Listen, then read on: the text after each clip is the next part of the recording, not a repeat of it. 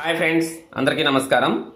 ఈరోజు ఈ వీడియోలో మనము విద్యార్థుల యొక్క ట్రాన్స్ఫర్ మరియు మ్యాపింగ్ వివరాలు స్కూల్ ఎడ్యుకేషన్ సైట్లో ఏ విధంగా మనం అప్లోడ్ చేయాలో ఒకసారి చూద్దాం. అసలు ఈ ట్రాన్స్ఫర్ మరియు మ్యాపింగ్ అంటే ఏంటి, దీనిని ఏ విధంగా చేయాలి? మామూలుగా మన పాఠశాలలో మ్యాక్సిమం ఉన్నటువంటి తరగతి ఏదైతే ఉంటుందో ఆ తరగతి తర్వాత విద్యార్థులు మన పాఠశాల నుంచి వేరే పాఠశాలకు వెళ్ళిపోతారు. అలాగే ఇప్పుడు సపోజ్ మన పాఠశాల వచ్చేసి ప్రైమరీ స్కూల్ అనుకోండి. మన పాఠశాలలో 1వ తరగతి నుంచి 5వ తరగతి వరకు ఉంటుంది. సో 6వ తరగతికి విద్యార్థులు ఎక్కడికి వెళ్తారు అనేది మనము ఇక్కడ మ్యాపింగ్ చేయాల్సి ఉంటుందన్నమాట. అంటే ఏ విధంగా మ్యాపింగ్ చేయాలి అనేది ఒకసారి వివరంగా చూద్దాం. నేను ఇప్పుడు ఒక పాఠశాల ఓపెన్ చేశాను. ఆ పాఠశాలని ఆ లాగిన్ ఓపెన్ చేసిన తర్వాత ఇది మామూలుగా మనము మార్క్స్ ఎక్కించడానికి కానీ లేకపోతే విద్యార్థులను ఆన్లైన్ చేయడానికి మనం ఉపయోగించే సైటే స్కూల్ ఎడ్యుకేషన్ సైటు. ఇది వచ్చేసి మామూలుగా సిఎస్సి కూడా అని అంటారు. ఈ సైట్ ఓపెన్ చేయగానే మనకి ఈ విధంగా హోమ్ పేజ్ అనేది ఓపెన్ అవుతుంది. ఇది అందరికీ కూడా ఇంతవరకు తెలిసిందే. తర్వాత వచ్చేసి ఇది నేను ఇక్కడ మొబైల్ మోడ్లోనే చేస్తున్నాను. అంటే మీరు మొబైల్లో చేసుకోవడానికి వీలుగా దానిలో చేసి చూపిస్తున్నాను. సో ఈ విధంగా చేసిన తర్వాత ఇక్కడ లెఫ్ట్ సైడ్లో ఒక సింబల్ ఉంది చూడండి. ఆ సింబల్ మీద మనం క్లిక్ చేస్తే ఇక్కడ కొన్ని ఆప్షన్స్ అనేటివి రావడం జరుగుతుంది. ఇక్కడ మనం ఏం చేస్తామంటే సర్వీస్ అనే ఆప్షన్ ఉంది కదా, సర్వీస్లోకి వెళ్తే ఇక్కడ మనకి students transfer and mapping to other schools అనే ఆప్షన్ ఉంది. ఇక్కడ చూడండి. ఇప్పుడు ఈ ఆప్షన్ మీద క్లిక్ ఇస్తాం. ఈ ఆప్షన్ మీద మనం క్లిక్ ఇస్తానే ఈ విధంగా చూడండి, ఆ పాఠశాలలో 5th క్లాస్, అంటే ఇది నేను ప్రైమరీ పాఠశాల ఓపెన్ చేశాను కాబట్టి 5th క్లాస్ చదువుతున్నటువంటి విద్యార్థుల నేమ్స్ వస్తాయన్నమాట. సో ఇక్కడ వచ్చాయి చూడండి, వాళ్ళ నేము, వాళ్ళ స్టూడెంట్ ఐడి, నేము, అలాగే వాళ్ళ జెండరు, స్టడింగ్ క్లాసు, సెక్షన్ ఈ విధంగా వచ్చాయి. సో ఇప్పుడు ఈ విధంగా వచ్చిన తర్వాత అంటే ప్రైమరీ పాఠశాల కాబట్టి మనకు 5th క్లాస్ చదివే విద్యార్థుల యొక్క నేమ్స్ వచ్చాయి. ఒకవేళ 10th క్లాస్ అనుకోండి, వాళ్ళకు వచ్చేసి అంటే 10th క్లాస్ వరకు ఉంటే 10th క్లాస్ విద్యార్థుల నేమ్స్ వస్తాయి. యూపీ స్కూల్స్ అయితే యూపీ స్కూల్ లాస్ట్ వచ్చేసి 7th క్లాస్ అయితే 7th క్లాస్ నేమ్స్ అన్ని వస్తాయి. లేకపోతే 8th క్లాస్ అయితే 8th క్లాస్ నేమ్స్ అన్ని కూడా అక్కడ మనకి డిస్ప్లే అవుతాయి.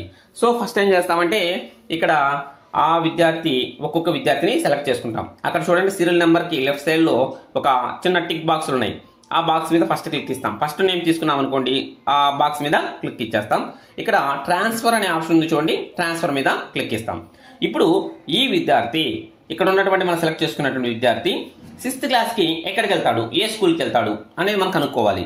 ఒకవేళ విత్ ఇన్ మండల అంటే మండలంలో ఉన్నటువంటి ఏదో ఒక స్కూల్లో జాయిన్ అవుతాడా, లేదా విత్ ఇన్ డిస్ట్రిక్ట్, అట్లా కాకుండా వేరే మండలం వెళ్తున్నాడు అనుకోండి, అప్పుడు అంటే ఆ మండలం కూడా మన డిస్టిక్లోనే ఉందనుకోండి, విత్ ఇన్ డిస్టిక్, లేదా మన డిస్టిక్ కూడా అంటే మన డిస్టిక్ కాకుండా వేరే డిస్టిక్ వెళ్తున్నాడు అనుకోండి, అప్పుడు విత్ ఇన్ స్టేట్ అనేది సెలెక్ట్ చేసుకుంటాం. లేదా మన స్టేట్ కాకుండా వేరే స్టేట్కి వెళ్తున్నారు అనుకోండి, అప్పుడు ఏం చేస్తామంటే అవుట్ సైడ్ స్టేట్ అనేది సెలెక్ట్ చేసుకుంటాం.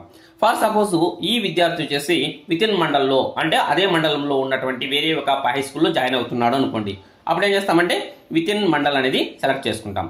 విత్ ఇన్ మండల్ సెలెక్ట్ చేసుకున్న తర్వాత అక్కడ మనకి ఏమవుతుందంటే మన డిస్టిక్, మన మండలం ఆల్రెడీ అక్కడ సెలెక్ట్ అవుతుంది. అప్పుడు ఏమవుతుందంటే ఇక్కడ స్కూల్ కాలేజ్ ఉంది కదా, ఇక్కడ ఈ విద్యార్థి ఈ మండలంలో ఉన్నటువంటి ఏ స్కూల్లో జాయిన్ అవుతున్నాడు అంటే అక్కడ ఈ మండలంలో అతను 6వ తరగతి జాయిన్ అయ్యేటటువంటి స్కూల్స్ అన్నీ కూడా ఇక్కడ మనకు డిస్ప్లే అవుతాయి. అంటే హై స్కూల్స్ అన్నీ కూడా డిస్ప్లే అవుతాయి. సో ఆ హై స్కూళ్ళల్లో ఏ స్కూల్లో జాయిన్ కావాలి అనుకుంటున్నారో ఆ స్కూల్ని మనము సెలెక్ట్ చేసుకుంటాం. ఫర్ సపోజ్ వచ్చేసి ఈ అబ్బాయి వచ్చేసి సమీపంలో ఉన్నటువంటి ఈ స్కూల్ ఒక స్కూల్లో జాయిన్ అవుతున్నాడు. సో ఆ స్కూల్ నేమ్ అక్కడ సెలెక్ట్ చేసుకుంటాం. ఆ స్కూల్లో జాయిన్ అయ్యేటటువంటి ఆ స్కూల్ చేస్తే అక్కడ ఏమవుతుందంటే మనకి ఆ డిస్టెన్స్ అనేది కూడా మనకు అక్కడ డిస్ప్లే అవుతుంది. అంటే ఆ స్కూల్కి మరియు అతను జాయిన్ అవ్వాలనుకున్నటువంటి ఆ స్కూల్కి ఉన్నటువంటి ఆ డిస్టెన్స్ కూడా మనకు అక్కడ డిస్ప్లే అవుతుంది. సో దాన్ని సెలెక్ట్ చేసుకుని సబ్మిట్ మీద క్లిక్ ఇచ్చేస్తాం. సో ఈ విధంగా ప్రతి విద్యార్థికి కూడా మనము విద్యార్థిని అడిగి కనుక్కొని వాళ్ళు ఏ స్కూల్లో జాయిన్ కావాలి అనుకుంటున్నారో ఆ వివరాలన్నీ కూడా ప్రతి పాఠశాల ఉపాధ్యాయుడు కూడా ప్రతి విద్యార్థికి కూడా ఈ విధంగా చేయాల్సిన అవసరం ఉంది. సో ఇది కూడా చాలా వీలంత వరకు చాలా తొందరగా చేయాల్సి ఉంటుంది. ఈ సబ్మిట్ కొట్టేసిన తర్వాత నెక్స్ట్ ఇంకో విద్యార్థిని తీసుకుంటాం. ఆ విద్యార్థిని కూడా అక్కడ సెలెక్ట్ చేసుకొని మనము ట్రాన్స్ఫర్ అనేది కొట్టడం జరుగుతుంది. సో ఈ విధంగా ప్రతి విద్యార్థికి ట్రాన్స్ఫర్ అనేది చేయాలి. ఓకే, అలాగే ఇప్పుడు మనము విద్యార్థులను వచ్చేసి ట్రాన్స్ఫర్ చేసాం. ట్రాన్స్ఫర్ చేస్తే అవి ఆ పాఠశాల లాగిన్లకి వెళ్ళి ఉంటాయన్నమాట. ఇప్పుడు నేను ఒక విద్యార్థిని వేరే హై స్కూల్కి ట్రాన్స్ఫర్ చేశాను. ఇప్పుడు వాళ్ళు ఏం చేయాల్సి ఉంటుందంటే మన పాఠశాలకు వచ్చినటువంటి ఆ విద్యార్థులను యాక్సెప్ట్ చేయాలి. యాక్సెప్ట్ అంటే వాళ్ళు స్కూల్లో జాయిన్ అయిన తర్వాత యాక్సెప్ట్ చేయాల్సి ఉంటుంది. ఒకవేళ యాక్సెప్ట్ స్కూల్లో జాయిన్ కాలేదనుకోండి, అక్కడ రిజెక్ట్ అయినా కొట్టచ్చు. నేను ఎగ్జాంపుల్ చూపిస్తాను చూడండి. ఇప్పుడు నేను ఒక విద్యార్థిని ఒక హై స్కూల్కు ట్రాన్స్ఫర్ చేశానని చెప్పాను కదా, ఆ స్కూల్ లాగిన్ ఓపెన్ చేశాను. చేస్తే అక్కడ మళ్ళీ సేమ్ ఇక్కడ సర్వీసెస్లోకి వెళ్తాము.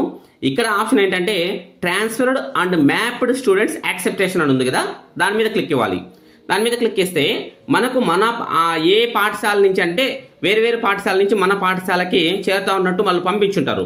ఆ నేమ్స్ అన్నీ ఇక్కడికి వస్తాయన్నమాట. అంటే ఇప్పటికి నేను ఒక విద్యార్థి నేమ్ మాత్రమే పంపించాను కాబట్టి ఆ విద్యార్థి నేమ్ మాత్రమే ఇక్కడికి వచ్చింది. అంటే ఏ స్కూల్ నుంచి వచ్చారో ఆ విద్యార్థి, అలాగే ఆ విద్యార్థి పేరేంటి, ఆ విద్యార్థి స్కూల్ ఐడి, క్లాస్ అన్నీ వచ్చేస్తాయి. ఇప్పుడు ఏం చేయాల్సి ఉంటుందంటే ఆ విద్యార్థి కనుక ఆ పాఠశాలలో జాయిన్ అయినట్లయితే అప్పుడు ఏం చేస్తామంటే బాక్స్ మీద టిక్ మార్క్ ఇచ్చేసి యాక్సెప్ట్ అనేది క్లిక్ ఇచ్చేస్తాం. ఓకేనా. ఒకవేళ ఆ విద్యార్థి కనుక ఆ పాఠశాలలో జాయిన్ కాకుండా ఉన్నట్లయితే ఏం చేయొచ్చు, సెంట్ బ్యాక్ అయినా కొట్టేసేయచ్చు. ఇప్పుడు 2 ఆప్షన్లు ఉంటాయి, యాక్సెప్ట్ ఉంది, సెంట్ బ్యాక్ ఉంది. ఆ 2 ఆప్షన్లను ఉపయోగించి మనం అక్కడ సెంట్ బ్యాక్ కానీ యాక్సెప్ట్ కానీ చేయాల్సి ఉంటుంది. ఈ విధంగా ఈ ప్రాసెస్ అనేది అంటే నెక్స్ట్ మన విద్యార్థులు అంటే ప్రైమరీ స్కూల్లో చదివే విద్యార్థులందరూ కూడా హై స్కూల్కి వెళ్ళినట్లయితే ఆ హై స్కూల్ వాళ్ళు మళ్ళీ ఆ డేటా అంతా కూడా అక్కడ అప్లోడ్ చేయకుండా ఈ విధంగా యాక్సెప్ట్ కానీ సెంట్ బ్యాక్ కానీ చేసినట్లయితే ఒక ప్రాసెస్లో డేటా అనేది వస్తుంది. కాబట్టి ఈ ఆప్షన్స్ అనేవి పెట్టడం జరిగింది. Okay, thank you friends.